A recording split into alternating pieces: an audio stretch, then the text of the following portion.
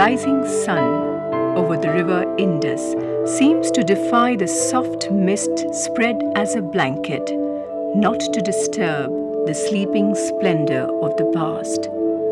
Tread softly over the terrain so that a civilization that thrived here for about 3 millennia may not be disturbed in their slumber. This is the origin. This is the root from which 1 billion souls have sprung up and spread all over the earth. This is the Indus Civilization. It all began with the discovery of 2 cities, Harappa and Mohenjo-daro. It had a deep impact not only on history, but the entire Indian civilization. In this program, we shall deal with the extent, the nomenclature, and the origin of the Indus Civilization. The discovery of these 2 cities, namely Harappa and Mohenjo-daro, linked by the river Indus, actually pushed back the origins of Indian civilization to the 4th millennium BC. And commenting on this, historian Irfan Habib, he said that after the civilization of Egypt and Mesopotamia, the Indus civilization emerged as the 3rd great civilization in the whole world. Now, this civilization, that is the Indus civilization, also marks the first phase of urbanization in India. You see, the civilization was essentially confined to the cities. It was a city-based culture. So, urbanization was very important. So, the first civilization that the Indian subcontinent witnessed was also urban in nature. Right? Am I clear? Yes. Now, the earliest evidence of this civilization, however, was accidentally discovered by Alexander Cunningham, who was not an archaeologist, who was not a historian, but he was an engineer. He was a British engineer. And if you just recall, 1853 was a very momentous year in the history of our country, because railway lines were established for the first time, right? And the laying down of tracks, the laying down of railway lines involved a lot of digging, literally digging up the earth, right? And Cunningham, being an engineer, was probably present in the site. And he accidentally came across the first Harappan seal, which he did not know was a Harappan seal, obviously. It was a Harappan seal, later on identified as one. It showed a bull and 6 letters from the Indus script, which has not been deciphered, as you know, even today. Right, it is still not deciphered. But Cunningham, however, should take the credit for discovering the earliest specimen of the Indus civilization. Now, after that, we hear of 1921 and 22, that time period, in between from 1853 to 1921-22, nothing constructive probably had happened, even though the Archaeological Survey of India had already been established in 1896, right? But it was not before 1921 that the excavation work of Harappa started, and the work was carried out by Dayaram Sani, right, Dayaram Sani, and this was also about the same time, 1921 to 22, when Mohenjo-daro would be discovered by Rakhaldas Banerjee. So, you see, the discoveries took place more or less at the same time. And ever since then, that is from 1921 to 22 onwards, for the next 25 years, That would bring it to how many years? What would that be? 25 plus 22 would make it 47, exactly till independence, right? So for the rest of the colonial period, for the rest of the British period, many archaeologists would now be engaged in excavation work. So, though the Archaeological Survey of India was established in 1896, the discovery of the Indus Civilization was a chance occurrence. The earliest historians or archaeologists connected with the study of Indus Civilization are Dayaram Sahni, Rakhaldas Banerjee, John Marshall, E. Mackay, and Mortimer Wheeler. Now, what happened in the post-colonial period, in the post-partition, in the post-independence period? Now, we know that the excavation work was carried out very methodically and very meticulously, both by the archaeologists of the newly founded state Pakistan and India. So, you know, there were attempts made by Pakistani archaeologists as well as Indian archaeologists, and it continued soon after 1947.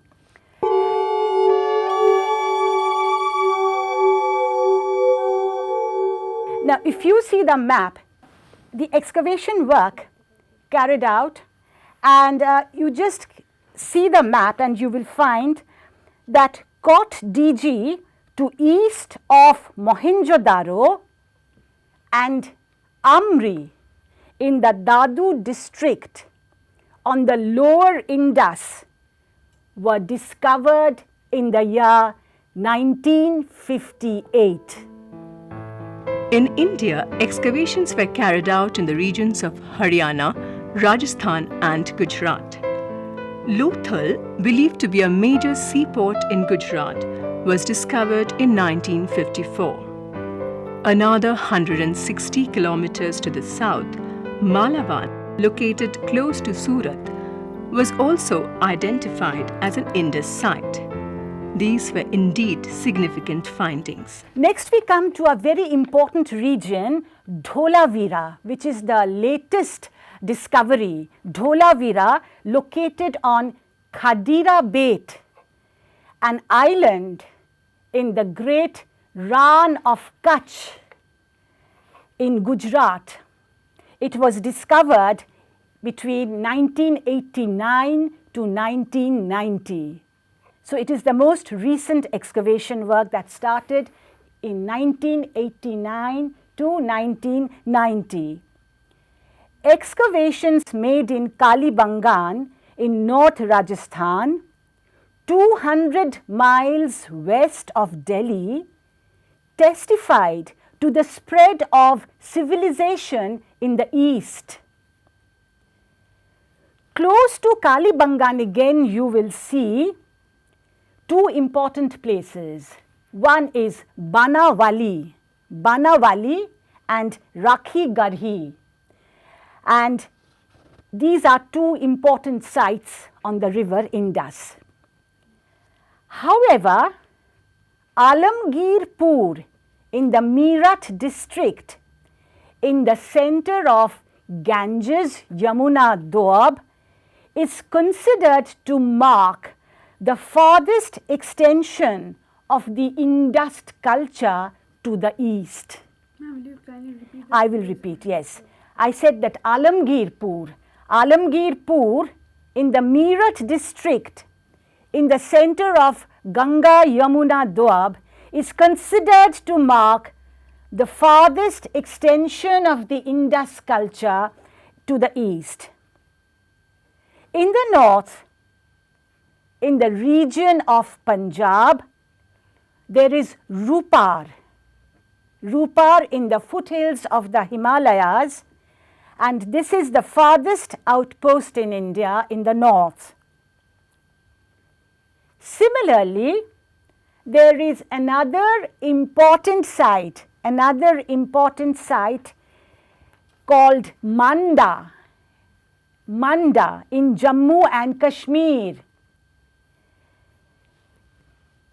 You see, the Indus civilization was essentially a culture of the plains, reaching but never really crossing the sub-Himalayan foothills. In the west, the civilization penetrated to Baluchistan up to Sukta-Gendor, close to Pakistan's border with Iran. So, this is the extent, the entire extent of the Indus civilization, and on the whole it can be said that in terms of modern territorial boundaries, the civilization covered almost the whole of Punjab. Almost the whole of Punjab, Punjab falling in both Indian Union as well as in Pakistan. Apart from this, it included Haryana, parts of western UP, northern Rajasthan, Sindh, most of Gujarat, and parts of northeast and southern Baluchistan. So, you get some idea about the spatial spread of the Indus civilization. All these states that we know today fall within India and Pakistan were under the Indus culture. Names do have some significance, but often the first names may not be suitable, which have to be modified with later findings. Some call it Harappan civilization, some call it Indus civilization, and yet others call it Indus Valley civilization. What is it finally? It was called the Harappan civilization simply because Harappa was the first site to be excavated by Dairam Sani, right? Harappa was the first site in the Indus civilization to be excavated by Dairam Sani, and hence by that what shall I say, by that logic, the entire culture came to be called the Harappan culture. Because there is an unwritten understanding among the scholars and historians, there is a tradition that usually civilization is designated by the earliest site, by the first site that has been discovered. So, it is simply that. Just because Harappa was the first site to be excavated by the archaeologists, that name stuck. It continued to be called the Harappan civilization. And who was the person who first used the term Harappan civilization? It was Mortimer Wheeler, right? It was Mortimer Wheeler who first used the term Harappan culture in his report on the excavations of Harappa way back in 1946, just 1 year before independence, in 1946. But listen to this, even then, just 7 years later, that is in 1953, Mortimer Wheeler also used the term Indus civilization, right? So, he began by calling it the Harappan civilization, then he himself called it the Indus civilization in 1953 when he published a book on the subject, and the title of the book was Indus Civilization.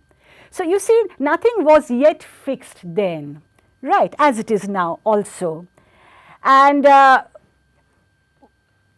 you also know that for a long time the civilization was referred to as the Indus Valley civilization, isn't it? This is how we learnt in our childhood, and for generations we have referred to this civilization as Indus Valley civilization. Suddenly we find a change in the nomenclature, and it is no longer, it seems, apt to call it the Indus Valley civilization, but we just refer to it as the Indus civilization. Why? It is because the term Indus Valley Civilization was used in the early stages of excavations in the Indus Valley. But over a period of time, more excavations were made, and they showed that this civilization had spread beyond the valley. Therefore, it was not appropriate to use the term Indus Valley Civilization. And in this context, I must refer to one great historian, Professor D.K. Chakraborty, who pointedly remind us, who constantly remind us that how wrong it is to use the term Indus Valley Civilization and how right it is to call it the Indus Civilization or maybe Harappan Civilization also.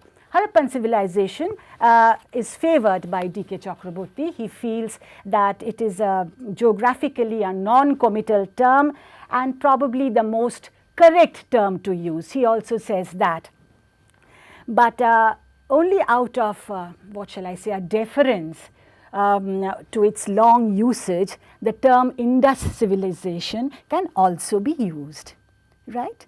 If you have any question, then Ma'am, you just mentioned D.K. Chakraborty favored Harappan civilization or Indus civilization and not Indus Valley civilization.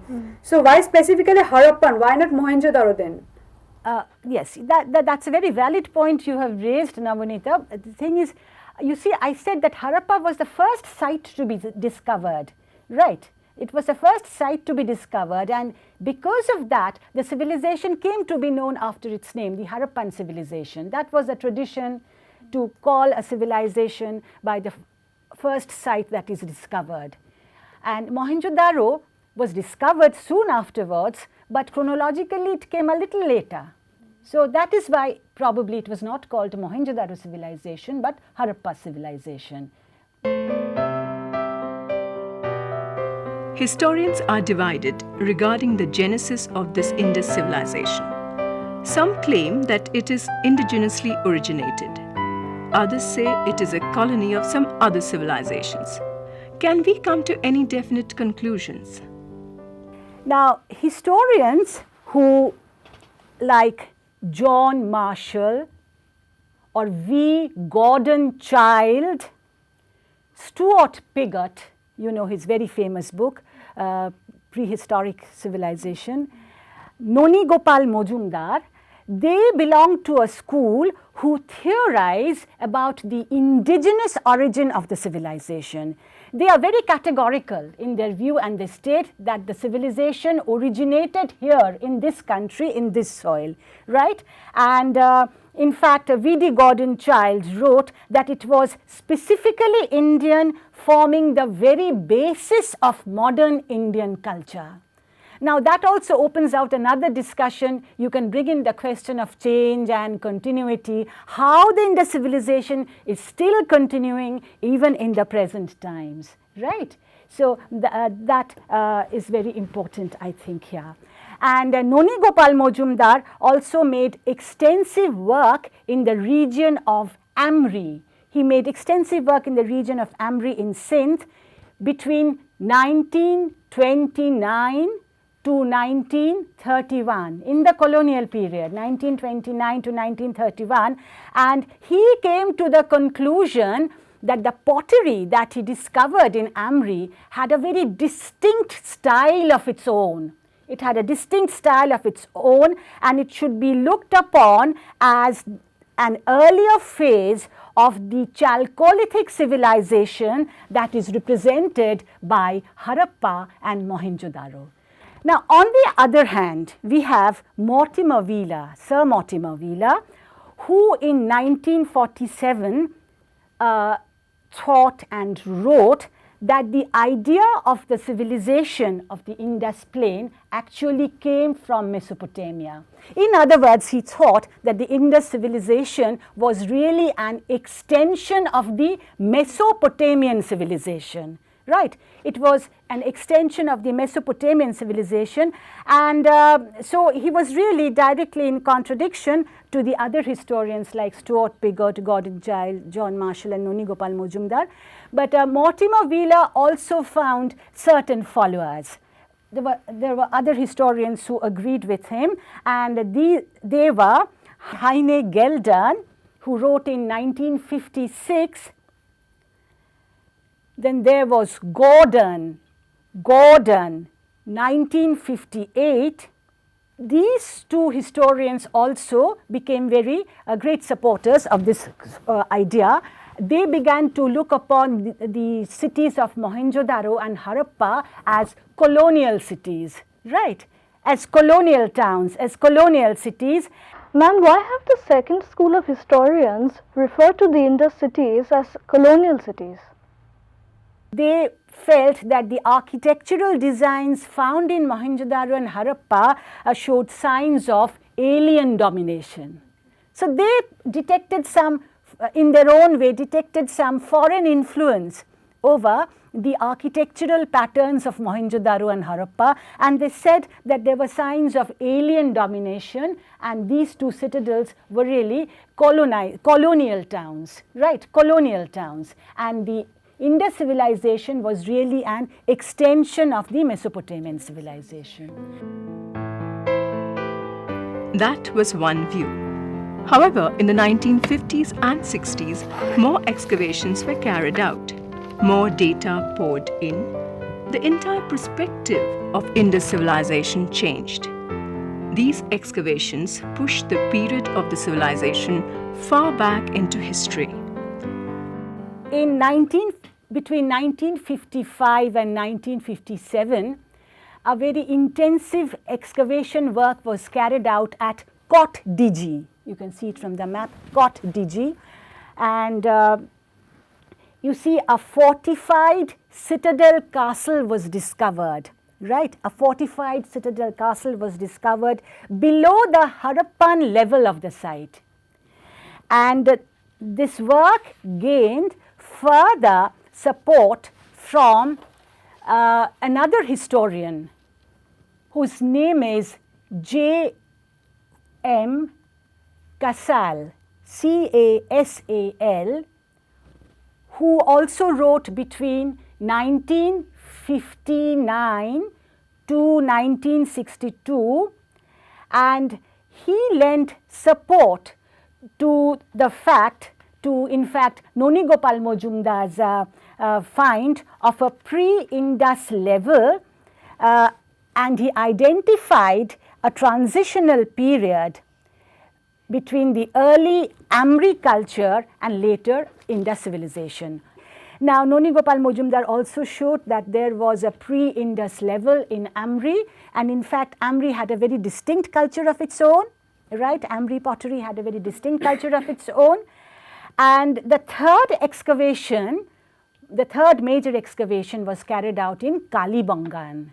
Kalibangan, this work was done by B.B. Lal and B.K. Thapar.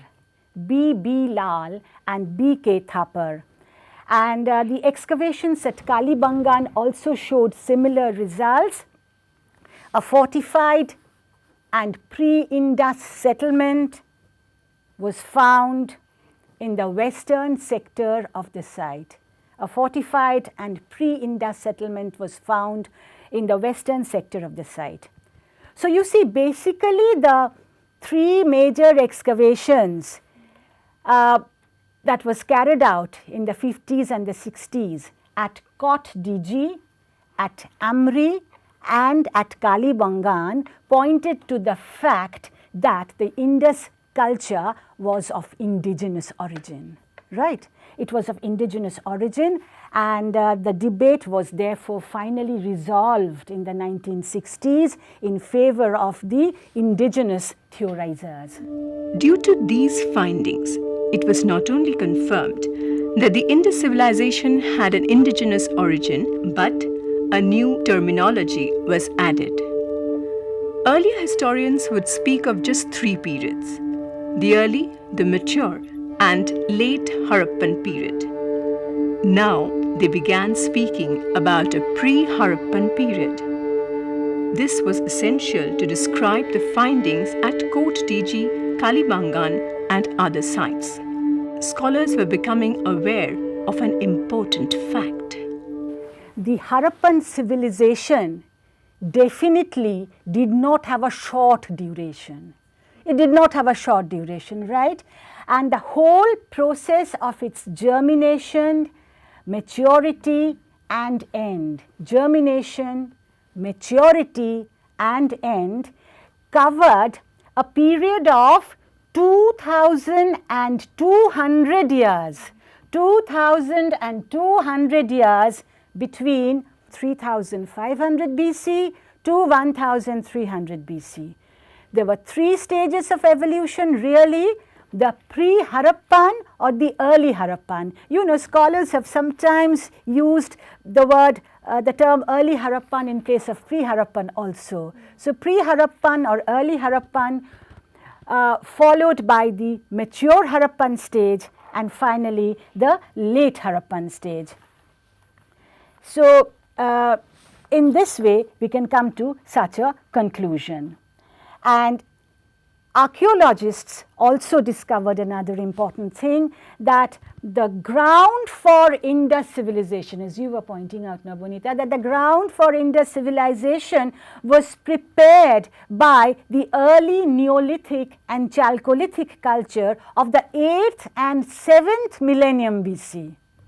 So, the ground was being prepared for a very long time, and it suddenly did not just crop up. I mean, like Rome was not built in a day, we say. So, Indus civilization was also not built in a day.